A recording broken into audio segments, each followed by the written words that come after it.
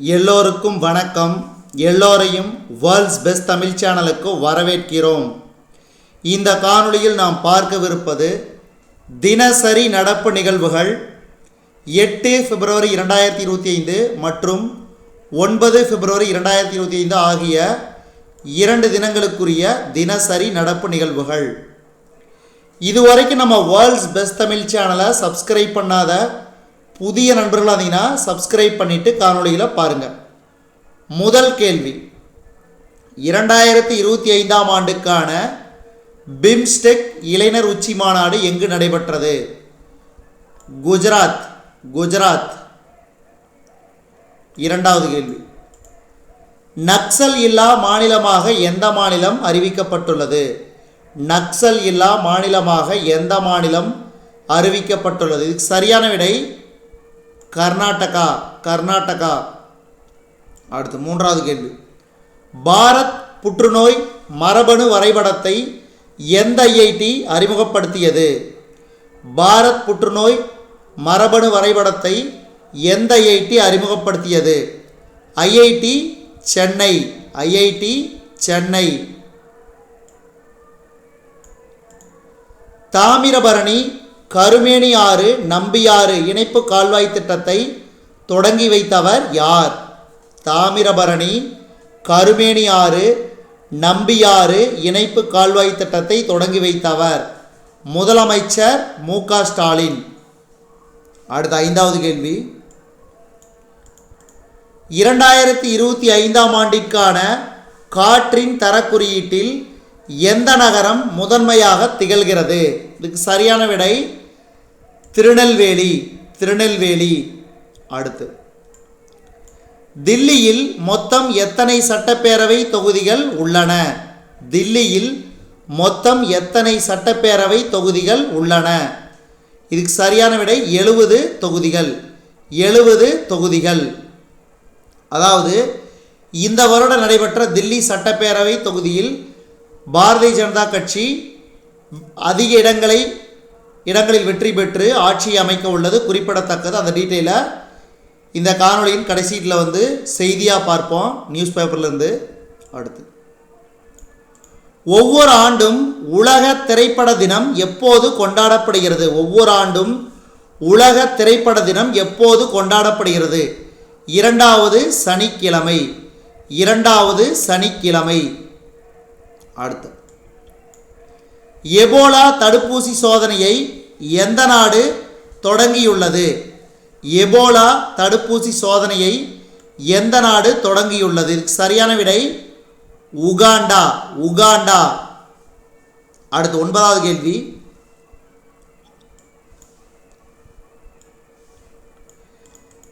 இந்திய கடற்படைக்கு எத்தனை கோடி ரூபாய் மதிப்பில் 28 EON 51 அமைப்புகளை கொள்முதல் செய்வதற்கு பாரத் எலக்ட்ரானிக்ஸ் நிறுவனத்துடன் பாதுகாப்பு அமைச்சகம் ஒப்பந்தம் மேற்கொண்டது? ரூபாய் 624 கோடி. அடுத்து, 2025 ஆண்டு அபுதாபி டென்னிஸ் மகளிர் ஒற்றையர் பிரிவில் சாம்பியன் பட்டத்தை வென்ற வீராங்கனை யார்? 2025 ஆண்டு அபுதாபி டென்னிஸ் மகளிர் ஒற்றையர் பிரிவில் சாம்பியன் பட்டத்தை வென்ற வீராங்கனை யார்? இதுக்கு சரியான விடை ஃபெலிண்டா ஃபென்கிக். அடுத்து, இனி வருவது பார்த்தீங்கன்னா, அதாவது முக்கியமான கரண்ட் அஃபேர்ஸ் தான், செய்தி வாயிலாக பாருங்கள். அதாவது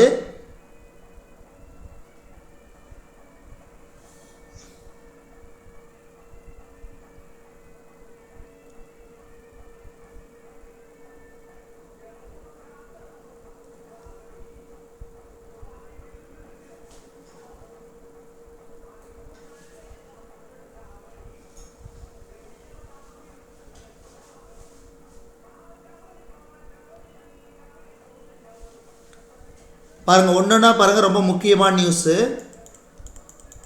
தேசிய விளையாட்டுப் போட்டிகள் போல்வால்ட்டில் தமிழகத்துக்கு தங்கம் வெள்ளி.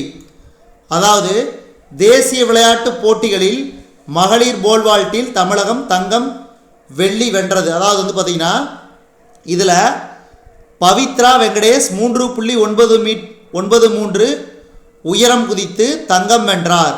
அதே மாதிரி மற்றொரு வீராங்கனை பரணிகா இளங்கோ 3.9 மீட்டர் உயரம் குதித்து வெள்ளி பதக்கம் வென்றார். அது மட்டும் இல்லாமல் மகளிர் டேக்வாண்டோ பிரிவில் தமிழக வீராங்கனை கீர்த்தனா வெண்கலம் வென்றார். மகளிர் 100 மீட்டர் ஓட்டத்தில் கிரிதாரணி ரவிக்குமார் 11.88 வினாடிகளில் பந்தய தூரத்தை கடந்து வெண்கலம் வென்றார். ஆடவர் நீளம் தாண்டுதலில் தமிழகம் வெண்கலம் வென்றது. அடுத்து சென்னை ஓபன் சிண்டாரோ கெய்ரோ இரட்டையர் champion. Chennai open ATP challenger இரட்டையர் பிரிவில் ஜப்பான் வீரர்கள் ஷிண்டோ கெய்ரோ இணை சாம்பியன் பட்டத்தை வென்றது. இதில் இந்தியாவின் இணையான ராமநாதன் மைனேனி 2வது இடம் பிடித்தனர். அடுத்து பாருங்க, ஆயில் இந்தியா நிகர லாபம் 23% சரிந்துள்ளது இந்த காலாண்டில். அடுத்தது அந்நிய செலாவணி கையிருப்பு, அதாவது கடந்த மாதம் 31ஆம் தேதியுடன் ஜனவரி 31ஆம் தேதியுடன் நிறைவடைந்த வாரத்தில் 63,061 கோடி டாலராக உயர்ந்துள்ளது. அடுத்து எல்ஐசி நிகர லாபம் 17% அதிகரித்துள்ளது. அதே மாதிரி இந்திய வாகன சந்தை ஜனவரி மாதத்தில் 7% உயர்ந்துள்ளது. அடுத்து சர்வதேச போட்டிகளில் வெற்றி, அதாவது 2 வீரர்களுக்கு தலா 25 லட்சம் அரசு ஊக்கத்தொகை. T20 கிரிக்கெட் கோகோ போட்டிகளில் வென்ற இந்திய அணிகளில் இடம்பெற்ற 2 தமிழக வீரர்களுக்கு தலா 25 லட்சம் ஊக்கத்தொகை அறிவிக்கப்பட்டுள்ளது. மலேசியாவில் நடைபெற்ற 19 வயதுக்குட்பட்ட மகளிருக்கான T20 கிரிக்கெட் போட்டியில் இந்திய அணி வெற்றி பெற்றது. இதில் இடம்பெற்ற தமிழ்நாட்டைச் சேர்ந்த கு கமாலினி சாதனையை போற்றும் வகையில் அரசின் சார்பில் 25 லட்சம் வழங்கப்படும் என முதலமைச்சர் அறிவித்துள்ளார். அது மட்டும் இல்லாமல் தில்லியில் நடைபெற்ற முதல் கொக்கோ உலகக்கோப்பை போட்டியில் இந்திய அணி உலகக்கோப்பை வென்றது. அதில் தமிழ்நாட்டைச் சேர்ந்த வி சுப்பிரமணி இடம்பெற்றிருந்தார். அவருக்கும் 25 லட்சம் வழங்கப்படும் என தெரிவித்துள்ளார்.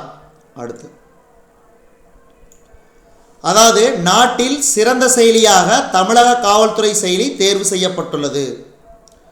நாட்டிலேயே சிறந்த கணினி விழிப்புணர்வு போட்டியில் தமிழக காவல்துறையின் ஸ்மார்ட் காவலர் செயலியை தேசிய குற்றப்பதிவு பணியகம் தேர்வு செய்துள்ளது.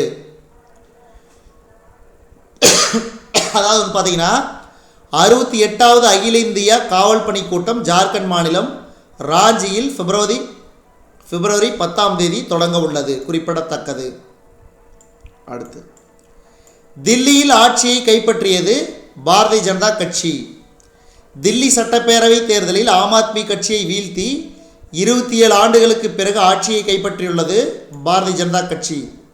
அதாவது மொத்தம் உள்ள 70 தொகுதிகளில் 48 இடங்களை பாஜக கட்சியும் 22 இடங்களை அதாவது ஆம் ஆத்மி கட்சியும் வெற்றி பெற்றது. காங்கிரஸ் கட்சி இந்த முறையும் ஒரு தொகுதியில் கூட வெற்றி பெறவில்லை. அடுத்து பாஜகவுக்கு 7%, காங்கிரஸுக்கு 2% வாக்குகள் அதிகரிப்பு, ஆம் ஆத்மிக்கு 10% சரிவு. அதாவது கடந்த ஆண்டை ஒப்பிடுகையில் 2020 ஒப்பிடுகையில் 2025 ஆண்டில் 7% பாரதிய ஜனதா கட்சி ஓட்டை அதிகரித்துள்ளது. ஆம் ஆத்மி கிட்டத்தட்ட பார்த்தீங்கன்னா 10% சரிந்துள்ளது. காங்கிரஸ் கடந்த தேர்தலை ஒப்பிடுகையில் 2% அதிகரித்துள்ளது. இதுவரைக்கும் நம்ம இந்த காணொலி வாயிலாக பார்த்தது தினசரி நடப்பு நிகழ்வுகள் 8 பிப்ரவரி 2025 மற்றும் 9 பிப்ரவரி 2025 ஆகிய 2 தினங்களுக்குரிய தினசரி நடப்பு நிகழ்வுகள்.